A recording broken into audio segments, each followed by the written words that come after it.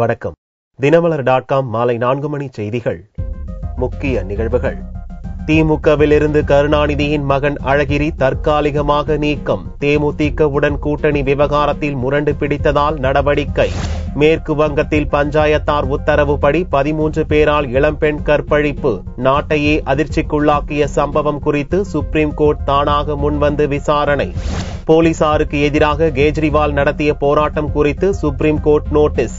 சட்ட அமைச்சர் பார்த்தியை பதவி நீக்க பாரதிய ஜனதா தொடர் போராட்டம்.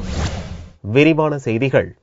திமுகவின் அடிப்படை உறுப்பினர் பொறுப்பு உள்பட அனைத்து பொறுப்புகளில் இருந்தும் கட்சித் தலைவர் கருணாநிதியின் மகன் அழகிரி நீக்கப்பட்டுள்ளார். திமுகவின் தென்மண்டல அமைப்பு செயலாளரும் கட்சி தலைவர் கருணாநிதியின் மகனுமான மூக்க அழகிரி லோக்சபா தேர்தலில் தேமுதிகவுடன் கூட்டணி ஏற்படுத்த எதிர்ப்பு தெரிவித்தார். இப்பிரச்சினை காரணமாக மூக்க அழகிரியை கட்சி தலைமை கடுமையாக கண்டித்தது.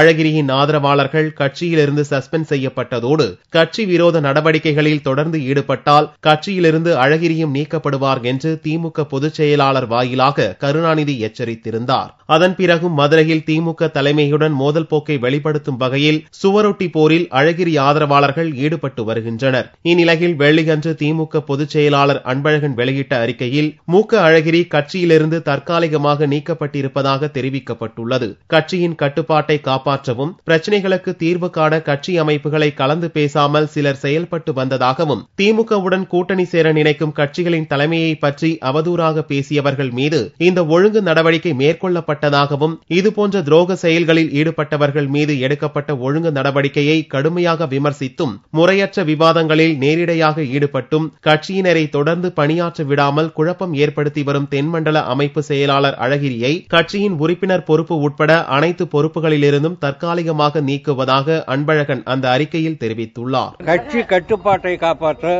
யாரும் குறைக்காமல் தடுக்க முறைப்படுத்த தலைமை கழகத்தினுடைய எண்ணமாக அந்த அறிக்கை வெளிவருகிறது. கட்சியினுடைய செயல்பாட்டுக்கு முரணாக செயல்படுகிறார் என்பதற்காக கட்சியின் நன்மைக்காக எடுத்துள்ள இந்த முடிவை கட்சியினர் அனைவரும் ஏற்று ஒற்றுமையோடு கட்டுப்பாடோடும் இருக்க வேண்டும் என்றும் அன்பழகன் வெளியிட்டுள்ள அறிக்கையில் கூறப்பட்டுள்ளது.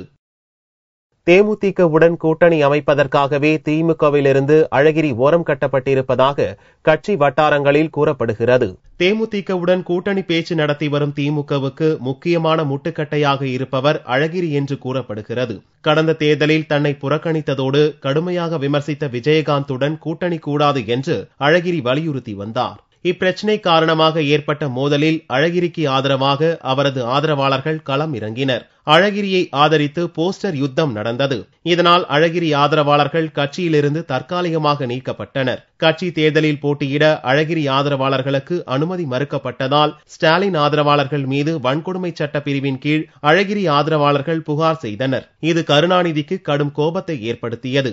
இடைநீக்கம் என்பதால் அவர்கள் கட்சியில் மீண்டும் சேர்க்கப்படுவர் என்று அழகிரி நினைத்திருந்தார். இது தொடர்பாக குடும்பத்தினரோடு வந்து கருணாநிதியை சந்தித்து பேசினார். கருணாநிதிக்கும் அழகிரிக்கும் இடையே அழகிரியின் மகள் கயல்விழியும் கருணாநிதியின் மகள் செல்வியும் சமரசம் செய்து வைக்க முயன்றனர். ஆனால் தலைமை அது குறித்து எவ்வித முடிவும் எடுக்கவில்லை. ஜனவரி 30ஆம் தேதி தனது பிறந்தநாள் கொண்டாட்டத்தின் போது ஆதரவாளர்கள் அனைவரையும் மீண்டும் கட்சியில் சேர்க்க அழகிரி வலியுறுத்தி வந்தார். வெள்ளியன்று காலையில் கோபாலபுரம் வந்த அழகிரி கட்சி தலைவரும் தந்தையுமான கருணாநிதியிடம் நீண்ட வாக்குவாதத்தில் ஈடுபட்டதாக கூறப்படுகிறது. ஆனால் கருணாநிதி எந்த வாக்குறுதியும் தராத நிலையில் கூட்டணி முடிவில் தலையிடக்கூடாது என்று எச்சரித்ததாகவும் கூறப்படுகிறது. இதன் தொடர்ச்சியாக அழகிரி கோபமாக வெளியேறி சென்றுள்ளார். இதன் பிறகே ஸ்டாலின் மற்றும் அன்பழகனுடன் கலந்து பேசி அழகிரி சஸ்பெண்ட் அறிவிப்பை கட்சி மேலிடம் வழியாக கருணாநிதி வெளியிடச் செய்துள்ளதாக கூறப்படுகிறது. திமுகவிலிருந்து அழகிரி நீக்கப்பட்டாலும் அவரது வழியை பின்பற்ற இருப்பதாக ஆதரவாளர்கள் ஆவேசத்துடன் தெரிவித்துள்ளனர். அடுத்த கட்ட நடவடிக்கை குறித்து அவர்கள் ஆலோசித்து வருகின்றனர். வரும் 30ஆம் தேதி மதுரை ராஜா முத்தையா மன்றத்தில் நடக்க உள்ள அழகிரியின் பிறந்தநாள் விழாவிற்கான ஏற்பாடு தீவிரமாக நடந்து வருகிறது. விழாவிற்கான பந்தல் மற்றும் அலங்கார வளைவுகள் அமைக்கும் பணியில் அழகிரியின் ஆதரவாளர்களும் திமுகவினரும் மும்மரமாக ஈடுபட்டு வருகின்றனர். இந்நிலையில் திமுகவின் அடிப்படை உறுப்பினர் பொறுப்பு உள்ளிட்ட அனைத்து பொறுப்பிலிருந்தும் அழகிரி நீக்கப்பட்டிருப்பது அவரது ஆதரவாளர்களை கடுமையாக அதிர்ச்சியடைய செய்துள்ளது. கட்சி மேலிடத்தின் இந்த நடவடிக்கை மிகுந்த வேதனை அளிப்பதாகவும் உரிய காலத்தில் ஸ்டாலின் மற்றும் அழகிரி இருவரையும் ஒருங்கிணைத்து செயல்பட நடவடிக்கை எடுக்க வேண்டும் என்றும் அவர்கள் கேட்டுக் கொண்டனர். திராவிட முன்னேற்ற கழகம் என்பது பெரிய இயக்கம். பேரறிஞர் அண்ணா அவர்கள் சொன்னது மேல இது ஆயிரங்காலத்து பயிர் என்று சொன்ன இயக்கத்தில் கலைஞர் அவர்கள் எடுக்கின்ற நடவடிக்கை என்பது எங்களுக்கெல்லாம் வேதனையாக இருந்தாலும் தளபதி அவர்களையும் அண்ணன் அழகிரி அவர்களையும் ஒருங்கிணைத்து கட்சி ஒற்றுமையாகவும் வலுவோடும் இருப்பதற்கு தலைமை கழகமும் தலைவரும் நிச்சயமாக நடவடிக்கையை மேற்கொள்வார் என்று நம்புகிறேன். கட்சி பொறுப்பிலிருந்து அழகிரியை நீக்கினாலும் அவர் வழியிலேயே தொடர்ந்து செயல்படுவோம் என்றும் அவருடைய பிறந்த நாளை எழுச்சியோடு கொண்டாட இருப்பதாகவும் இன்னொரு தரப்பினர் ஆவேசமாக தெரிவித்தனர். அஞ்சானஞ்சன் அண்ணன் அழகிரியால் உருவாக்கப்பட்டவர்கள் நாங்கள். அவர் எந்த வழியோ அதே வழியில் நாங்கள் பின்பற்றுவோம். எங்களை எல்லாரையும் ஒருங்கிணைத்து இந்த கட்சியை காப்பாற்றினவர் அண்ணன் அழகிரி. இன்று அழகிரி என்ன நீக்கினாலும் நாங்கள் அவர் வழியில் தான் என்றென்றும் இருப்போம். நாங்கள் எப்படி கொண்டாடணுமோ அதே மாதிரி இன்னும் நாங்கள் சிறப்பாக கொண்டாடுவோம். சிறப்பாக நடைபெறும். கட்சி எடுத்த நடவடிக்கையால் மதுரை மற்றும் தமிழகம் முழுவதும் உள்ள அழகிரியின் ஆதரவாளர்கள் அதிர்ச்சி அடைந்திருப்பதோடு அடுத்த கட்ட நடவடிக்கை குறித்து ஆலோசித்து வருகின்றனர். மேற்கு வங்கத்தில் கிராம பஞ்சாயத்தார் உத்தரவு காரணமாக பெண்ணை பலர் பலாத்காரம் செய்த சம்பவம் தொடர்பாக உச்சநீதிமன்றம் தானாக முன்வந்து விசாரணைக்கு எடுத்துக் கொண்டுள்ளது. மேற்கு வங்க மாநிலம் பிர்பூம் மாவட்டத்தில் லப்பூர் எனும் பழங்குடியின கிராமம் உள்ளது. இந்த ஊரைச் சேர்ந்த 20 வயது இளம்பெண் வேற்று சமூகத்தைச் சேர்ந்த வாலிபரை காதலித்துள்ளார். இவர்களது காதல் அம்பலமானதால் காதல் ஜோடியை மரத்தில் கட்டி வைக்க ஊர் பஞ்சாயத்தார் உத்தரவிட்டனர். 25,000 ரூபாய் அபராதம் செலுத்தினால் விடுவிப்பதாக பஞ்சாயத்தார் நிபந்தனையும் விதித்தனர். அபராதத்தை செலுத்திய காதலன் விடுவிக்கப்பட அபராதத்தை செலுத்த முடியாத ஏழை பெண்ணை அந்த ஊர் வாலிபர்கள் மொத்தமாக சேர்ந்து கற்பழிக்கும்படி ஊர் தலைவர் உத்தரவிட்டார். அதையடுத்து பொதுமக்கள் முன்னிலையில் மூங்கில் மேடை உருவாக்கப்பட்டு 13 பேர் அந்த இளம்பெண்ணை மொத்தமாக சீரழித்துள்ளனர். நாடு முழுவதும் அதிர்ச்சியை ஏற்படுத்திய இச்சம்பவத்தை தொடர்ந்து கற்பழித்த 13 கயவர்களையும் போலீசார் கைது செய்துள்ளனர். இந்நிலையில் இந்த விவகாரத்தை உச்சநீதிமன்ற தலைமை நீதிபதி சதாசிவம், ரஞ்சன் கோகாய், MY இக்பால் ஆகியோரை கொண்ட பெஞ்ச் வெள்ளியன்று தானே முன்வந்து விசாரணைக்கு எடுத்துக் கொண்டது. இளம்பெண்ணுக்கு நேர்ந்த கொடூரம் தங்களுக்கு மிகுந்த அதிர்ச்சியையும் துன்பத்தையும் அளித்துள்ளதாக கருத்து தெரிவித்துள்ள நீதிபதிகள் பிர்பூம் மாவட்ட நீதிபதியை சம்பவம் நடந்த கிராமத்துக்கு நேரில் சென்று விசாரிக்க உத்தரவிட்டுள்ளனர். உண்மை நிலவரத்தை 1 வாரத்துக்குள் அறிக்கையாக சமர்ப்பிக்க வேண்டும் எனவும் பிர்பூம் மாவட்ட நீதிபதிக்கு சதாசிவம் தலைமையிலான பெஞ்ச் உத்தரவிட்டுள்ளது. இந்த விவகாரத்தில் எடுக்கப்பட்ட நடவடிக்கைகள் குறித்து மேற்கு வங்க அரசு பதில் மனு தாக்கல் செய்யவும் உச்சநீதிமன்றம் உத்தரவிட்டுள்ளது. போலீசாருக்கு எதிராக டெல்லி முதல்வர் கேஜ்ரிவால் போராட்டம் நடத்திய விவகாரத்தில் மத்திய மாநில அரசுக்கு உச்சநீதிமன்றம் நோட்டீஸ் அனுப்பியுள்ளது. இதனிடையே பார்ட்டிக்கு எதிராக பாரதிய ஜனதா தனது போராட்டத்தை தீவிரப்படுத்தியுள்ளது. தெற்கு டில்லியில் விபச்சாரம், போதைப் பொருள் கடத்தலில் ஈடுபட்டதாக உகாண்டா நாட்டு பெண்கள் தங்கியிருந்த வீட்டிற்குள் கடந்த 15ஆம் தேதி நள்ளிரவில் சட்ட அமைச்சர் சோம்நாத் பார்த்தியும் ஆம் ஆத்மி கட்சியினரும் புகுந்தனர். சோதனை என்ற பெயரில் அந்த பெண்களிடம் அவர்கள் அத்துமீறி நடந்ததாக புகார் எழுந்துள்ளது. உகாண்டா பெண்கள் வீட்டில் சோதனை நடத்த அமைச்சர் பார்த்தி உத்தரவிட்டும் அதை ஏற்க மறுத்த போலீசாரை சஸ்பெண்ட் செய்ய கோரி டில்லியில் 2 நாட்கள் முதல்வர் கேஜ்ரிவால் தர்ணா போராட்டம் நடத்தினார். போராட்டம் என்ற பெயரில் மக்களுக்கு தொல்லை கொடுத்த முதல்வர் கேஜ்ரிவால் மீது உரிய நடவடிக்கை எடுக்க உத்தரவிட வலியுறுத்தி உச்சநீதிமன்றத்தில் 2 வக்கீல்கள் தனித்தனியாக பொதுநலன் மனுக்களை தாக்கல் செய்தனர். அந்த மனுக்களை RM லோதா தலைமையிலான பெஞ்ச் வெள்ளியன்று விசாரணைக்கு எடுத்துக் கொண்டது. முதல்வர் பதவியில் இருந்து கொண்டே தடை உத்தரவை மீறி கேஜ்ரிவால் போராட்டம் நடத்தியதாகவும் சட்டத்தை உருவாக்குபவர்களே சட்டத்தை உடைப்பதாகவும் மனுதாரர்கள் கூறியிருப்பதை சுட்டிக்காட்டிய நீதிபதி லோதா, ஒரு நபரே 2 பாத்திரங்களை ஏற்க முடியாது என்று கருத்து தெரிவித்தார்.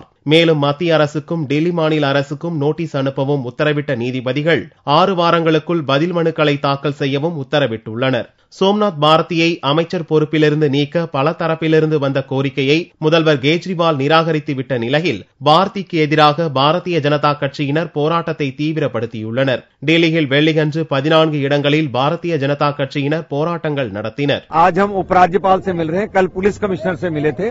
हमारा आंदोलन तब तक चलता रहेगा जब तक अरविंद केजरीवाल उनकी पार्टी सोमनाथ भारती को बर्खास्त नहीं कर देती है. तुरंत बर्खास्त किया जाना चाहिए ऐसे आरोपी व्यक्ति को जो कानून तोड़ता है.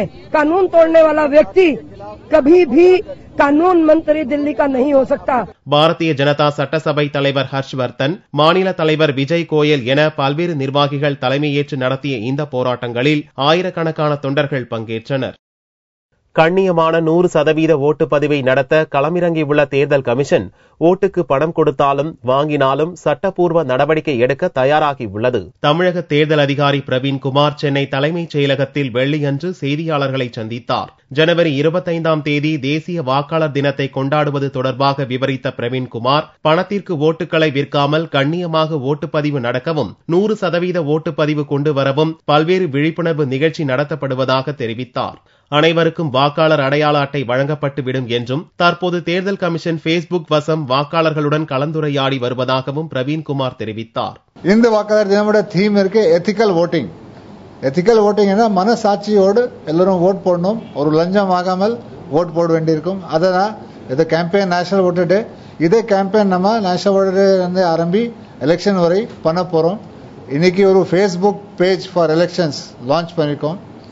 அந்த ஃபேஸ்புக் பேஜ் வச்சு நம்ம ஓட்டர்ஸோட இன்ட்ராக்ட் பண்ணலாம். எலெக்ஷன் வரை நீங்கள் ஜாக்கிரதையாக இருக்கணும், பணம் வாங்காதீங்க, பணம் வாங்கிட்டு ஓட் போடாதீங்க, அண்ட் எல்லோரும் வந்துட்டு ஓட் போடணும். ஓட்டுக்கு பணம் கொடுத்தாலும் வாங்கினாலும் சட்டப்பூர்வ நடவடிக்கை எடுக்கப்படும் என்றும் கூறினார். கச்சத்தீவை மீட்க மத்திய அரசு நடவடிக்கை எடுக்க வேண்டும் என்று அமைச்சர் வாசன் வலியுறுத்தியுள்ளார். சென்னையில் கப்பல் துறை சம்பந்தமான சிறப்பு கருத்தரங்கை துவக்கி வைத்த மத்திய கப்பல் போக்குவரத்து துறை அமைச்சர் வாசன் செய்தியாளர்களிடம் பேசுகையில், மீனவர்கள் பிரச்சினையில் ஏற்கனவே காலதாமதம் ஏற்பட்டுள்ளதாகவும் கச்சத்தீவை மீட்க வேண்டும் என்பதே தனது நிலை என்றும் இது குறித்து மத்திய அரசிடம் வலியுறுத்துவேன் என்றும் கூறினார். மீனவர் பிரச்சினை தொடர்கதையாகிக் கொண்டிருக்கிறது. வருகின்ற நாட்களிலே நடைபெறும் கூட்டம் முறையாக சரியாக நடைபெற வேண்டும். மீனவருடைய வாழ்வாதார பிரச்சினைக்கு சுமூகமான தீர்வு இடம்பெற வேண்டும் என்று நான் நினைக்கிறேன்.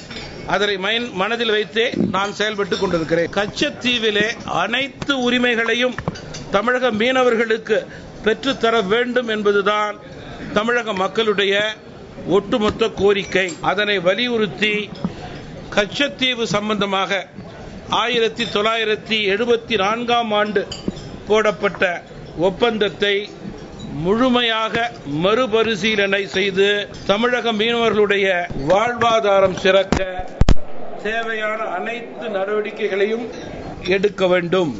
மத்திய அரசாங்கத்தை இது சம்பந்தமாக நான் வலியுறுத்துவேன். சென்னை காமராஜர் சாலையில் உள்ள சிவாஜி கணேசன் சிலையை அகற்றக்கூடாது என்றும் வாசன் கோரிக்கை விடுத்தார். சேர்ந்தமங்கலம் தொகுதி தேமுதிக அதிருப்தி எம்எல்ஏ சாந்திக்கு மொபைல் போன் மூலம் கொலை மிரட்டல் விடுத்தவர்கள் குறித்து போலீசார் விசாரணை நடத்தி வருகின்றனர்.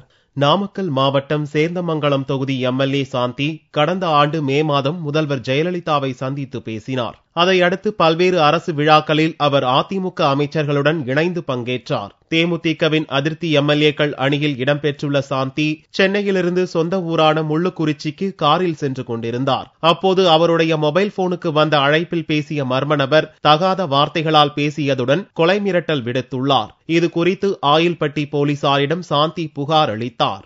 21ஆம் தேதி சென்னையில ஏடுகள் குழு மீட்டிங் வச்சிருந்தாங்க. அந்த மீட்டிங்க்கு அட்டன் பண்ணிட்டு இன்னைக்கு 22ஆம் தேதி சென்னையில இருந்து வந்துட்டு இருந்தாங்க. வரப்ப நைட் ஒரு 10 மணிக்குங்க ஆத்தூர் தாண்டி ஒரு ஆயில்பட்டி வழியா வர்றப்ப கொலை மிரட்டி ஒரு 2-3 பேர் சேர்ந்துக்கிட்டு ஒரு நம்பர்ல இருந்து போன் பண்ணாங்க.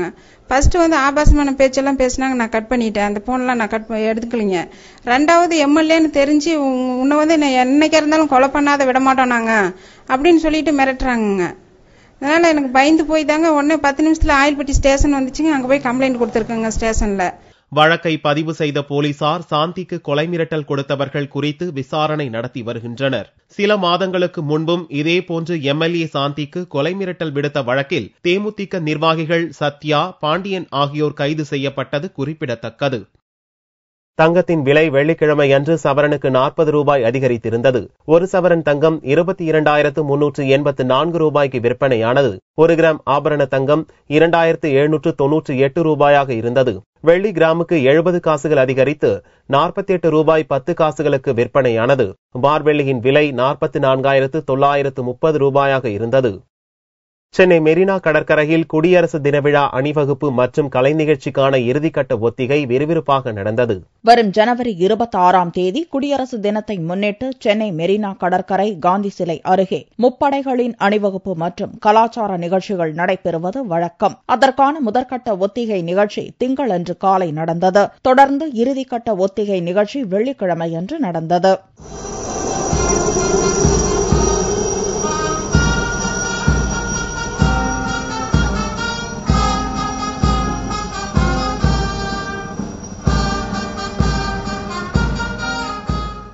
கவர்னர், முதல்வர், டிஜிபி உள்ளிட்ட முக்கிய பிரமுகர்கள் வருவது போலவும் அவர்களுக்குரிய அணிவகுப்பு மரியாதை நடப்பது போலவும் ஒத்திகை நிகழ்ச்சி அமைந்திருந்தது. பள்ளி, கல்லூரி மாணவர்களின் கலை நிகழ்ச்சிகளும் முப்படைகளின் அணிவகுப்பு நிகழ்ச்சிகளும் காண்போரை கவரும் வண்ணம் அமைந்திருந்தது.